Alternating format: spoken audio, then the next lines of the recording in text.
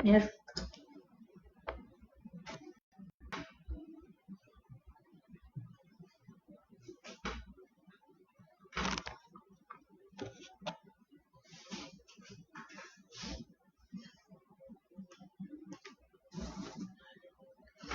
Olá, pessoal, tudo bem?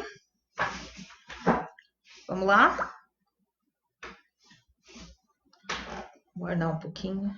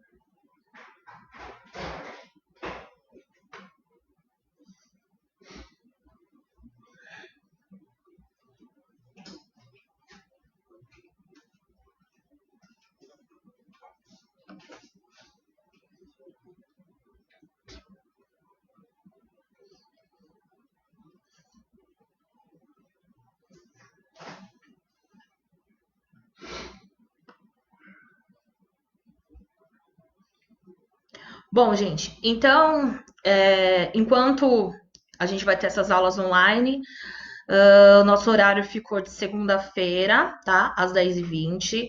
Aqui eu vou passar alguns resumos, vou explicar um pouquinho do conteúdo. Hoje, por exemplo, eu vou fazer um fechamento da apostila do primeiro bimestre, para na próxima aula a gente começar a falar da apostila do segundo bimestre, tá bom? Então eu vou colocar aqui na tela para vocês um resuminho e vou explicando, tá bom? Só me dá um ok, por favor, se o som tá bom, se vocês estão conseguindo entender, se tiver alguma dúvida pode comentar, tá? Então vamos lá.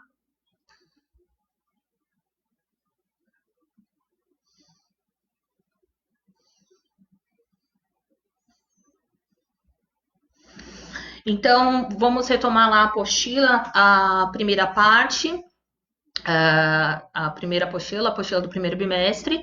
Eu separei aqui um resuminho das 4 unidades, tá bom? Coloquei aqui na tela para vocês irem entendendo um pouquinho desse resumo. Então, a unidade 1. A unidade 1, ela fala sobre o present perfect, né? Como eu passei lá na primeira aula online, que foi uma revisão, o present perfect trata de ações que acabaram em um tempo não definido no passado, tá? Às vezes muito recentemente. E a estrutura do present perfect, eu vou colocar aqui para vocês, tá? Então, eu sempre começo a frase com um sujeito.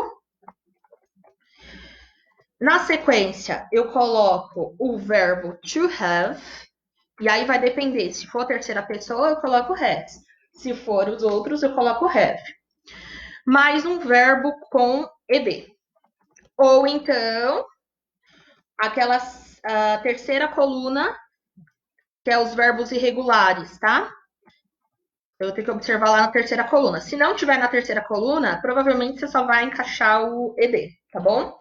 Então, a primeira unidade fala disso, fala do present perfect, fala da questão que explica para que a gente usa o present perfect, fala da estrutura, que eu já dei uma explicada em outras aulas, e aqui está a estrutura da forma afirmativa. Vale ressaltar que na negativa a gente acrescenta o not, e na interrogativa a gente tem que inverter, tá? O have vem antes do sujeito. Então, aqui é o resuminho da unidade 1. A unidade 2, ela traz um pouquinho do present perfect continuous. E aí a gente vai falar um pouquinho da diferença entre esses dois. Aqui a gente já começa a comparar. Por isso que eu fiz esse resumão, tá? O Present Perfect Continuous, ele trabalha com ações que são do passado com uma relação no presente, tá? Então, é alguma coisa que acabou, mas que tem um certo efeito, tem um certo resultado que faz parte do presente, que ainda está no presente, tá bom? A estrutura do Present Perfect Continuous, que eu coloquei no vídeo dessa semana, tá? Então assistam, por favor, que tá a explicação em detalhes. É o sujeito também, peraí. É o sujeito também, na afirmativa, mais o verbo to have novamente, como a gente viu no Present Perfect. Has, se for terceira pessoa, lembrando, mais o verbo been. E ele é fixo, não vai mudar, tá? Mais um verbo com ing no final, tá? Por isso que ele é contínuo, que ele tem esse ing, que é o nosso, corresponde ao nosso gerúndio, né? Já disse isso outras vezes. Tudo bem? Então, aqui é o resuminho da unidade 2, tá? Deixei bem resumido cada trecho para a gente tentar finalizar essa apostila aí. A unidade 3 também cheguei a comentar dela em aula, cheguei nela nesse ponto em aula, tá? Aí ela fala sobre costumes, tá? Então, nós temos duas estruturas de costume, used to e be used to. Qual é a diferença? Used to, geralmente, ele é usado para o passado, tá? Para as ações do passado.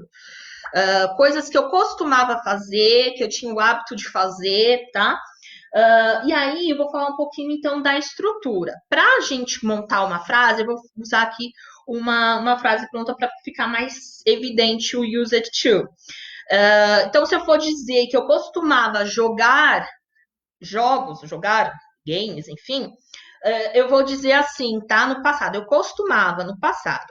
I used to play, o verbo no infinitivo, tá? Sem NG, sem ED. Play games. Isso na forma afirmativa. Na forma interrogativa e na negativa, eu tenho que usar o did, tá? Então, se eu estou falando, me referindo ao passado, eu tenho que usar o did. Então, eu vou fazer uma pergunta. Você costumava jogar games? Então, did you... E eu não vou usar used, porque se eu estou usando did, eu não posso pôr o ed no verbo, porque eu já tenho o auxiliar no did, tá bom? Então, did you use to play games? Você costumava jogar games? E aí eu ponho um ponto de interrogação no final para evidenciar que é uma pergunta. E na negativa, a mesma situação acontece, né? Porque a gente usa também como auxiliar o did. Bom dia, Vilma, tudo bem? Então, vamos lá. I didn't, porque a negativa, o did mais not, didn't. I didn't use e não used, tá? Porque já tem o auxiliar, não precisa do D aí. To play games. Tá? Então, a estrutura do passado, eu uso o used to na afirmativa e use to na interrogativa e negativa, porque eu já tenho o did, tá bom? Bom, na unidade 3, ainda a gente tem o be used to, tá? O que é o be used to? Ele é usado para ações do presente, algo que eu costumo fazer no presente, tá? E com ele eu uso o verbo to be, tá? Então, eu vou construir aqui uma frase também, tá? Vamos continuar nessa daí do game. Eu costumo jogar games, tá? Então, I am, used to play games. Então, a grande diferença do que tá aí, vamos lá resumir na unidade 3. Used to para o be used to é que no be used to eu vou usar com o verbo to be, tá bom? Como auxiliar e não o did, tá? Porque é uma ação, um costume, eu costumo, tá? Estou acostumada, vamos dizer assim, acho que fica mais ideal a tradução. Na unidade 3 também falamos um pouquinho de linking words. Linking words a gente tem que estudar o vocabulário, não tem muito outra situação, tá? Não é questão aqui de regra, é questão de vocabulário, tá? O que eu preciso só colocar aqui para vocês evidenciar é que a gente tem as linking words aí falando de contraste, quando a gente usa ela para contrastar uma ideia, né? Então eu falo mas, porém, então eu estou contrastando uma ideia. Eu falo algo na primeira oração e contrasto na segunda, lembrando lá da língua portuguesa. Ou então eu uso algo para adicionar. Então, o e, também, assim como, tá? Então, eu vou colocar aqui algumas que a gente usa, principalmente as mais, as que a gente mais usa, que é o but, de contraste, e o however. Mas na apostila de vocês tem outras aí, tá bom? Aqui em preto.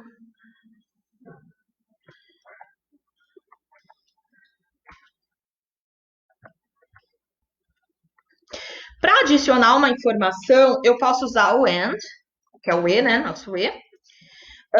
O also, assim como também. E o to, tá? O to, ele é usado no final das frases, tá bom?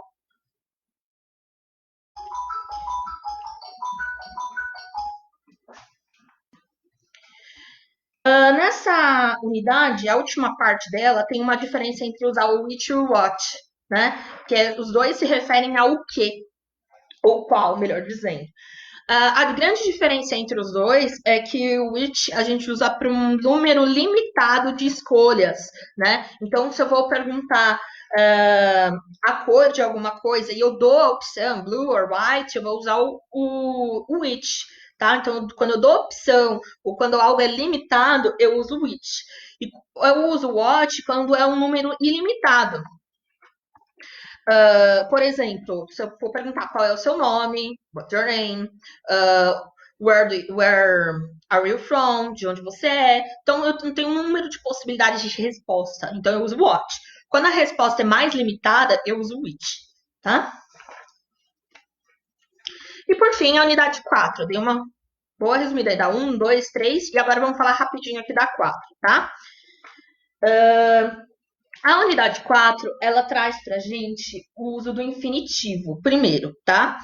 O que é o infinitivo? O infinitivo vamos comparar aqui com a língua portuguesa, é a nossa terminação em R, né? É o verbo não conjugado, né? Então, amar, cantar, enfim.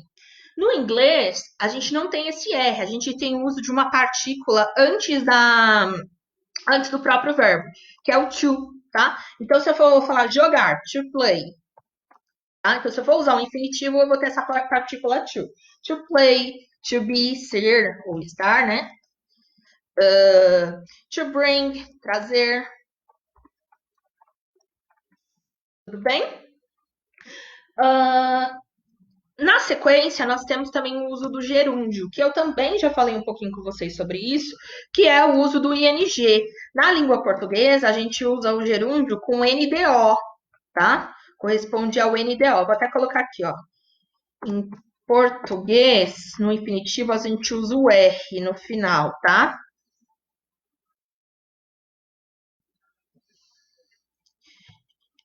E aqui a gente usa o ing, tá? No gerúndio a gente usa o ing. E o que é esse ing? Vamos lá, por exemplo, vamos transformar esses verbos de cima. Então, de vez eu falar jogar, eu vou falar jogando. Então, playing, tá? To be, vira been. E bring, vira bringing. Tá? Então, é o uso do ing. Na língua portuguesa, então corresponde ao uso do NDO.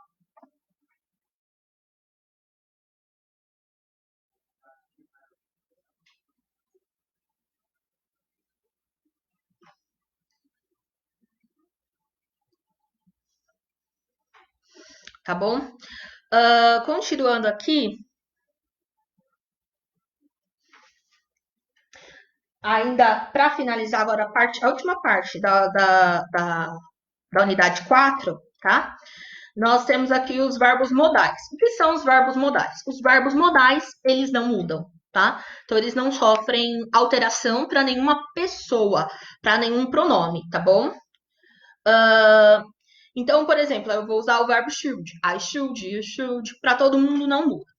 A questão aqui é quando eu uso cada um, tá? O should eu uso para sugerir alguma coisa, tá? Seria como a gente estivesse dizendo deveria. Você deveria fazer tal coisa. O must é usado para proibir, se eu usar na negativa, tá bom? Se for na negativa, principalmente, tá? Também dá para proibir não, dependendo dá para proibir a proibição geralmente ela vai na negativa. E a obrigação, obrigar a fazer alguma coisa, tá? Ele corresponde a o deve, você deve ou você não deve, tá? Se eu usar na negativa, por isso que eu disse proibir. You have to é a necessidade, tá? Para dizer uma necessidade. Então você tem que fazer tal coisa. Você tem que fazer a lição, tá?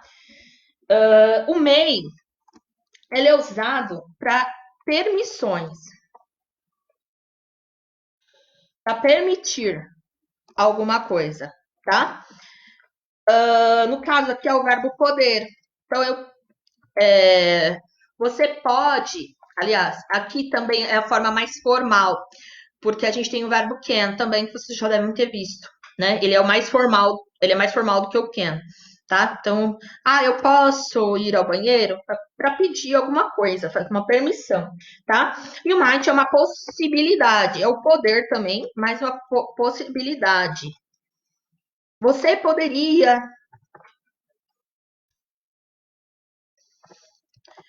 Bom, gente, o resumo da unidade 4 é isso, tá? Na próxima aula a gente vai começar a falar da nova apostila. Eu vou explicar ela, vou ir unidade por unidade, não como eu fiz hoje. Hoje só foi um apanhado para a gente finalizar mesmo essa apostila. As dúvidas, vocês sabem que tem que encaminhar no meu e-mail, que é TOT. Pode mandar também aqui na live, que eu posso depois dar uma olhadinha. Ninguém falou nada até agora.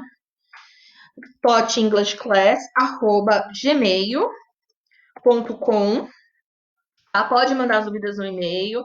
Se eu não responder imediatamente, pelo menos todo dia eu olho, tá? No e-mail. Pode. Aí, no caso, essa semana eu deixei alguns vídeos para vocês assistirem. Tinha deixado, né, na quinta-feira alguns vídeos para vocês assistirem, assistam, tá? E na próxima semana eu vou elaborar já deixar para vocês aí um apanhado de exercícios em formulado de um não na apostila, tá? Porque eu percebi que na apostila fica um pouco mais complicado de vocês mandarem por e-mail e tudo mais. Eu vi que no formulário resultou mais efeito, então eu vou mandar via formulário para vocês e vocês vão preencher e vão me encaminhar, tá? Mas isso para a próxima semana. Essa semana aqui já é adaptação, a gente está finalizando aí a primeira apostila, tá bom? Gente, alguma dúvida?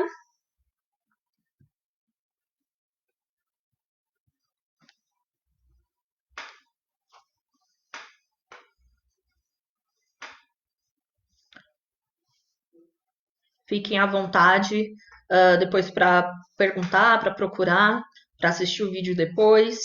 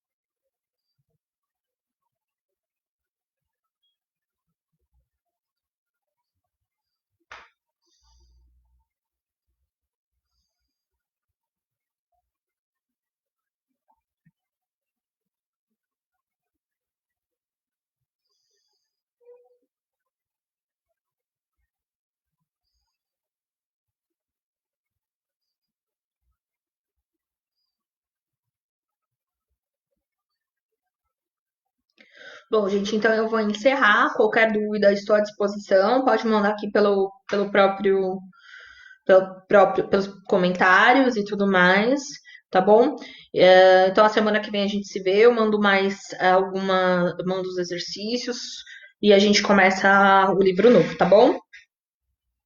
Bye bye, see you!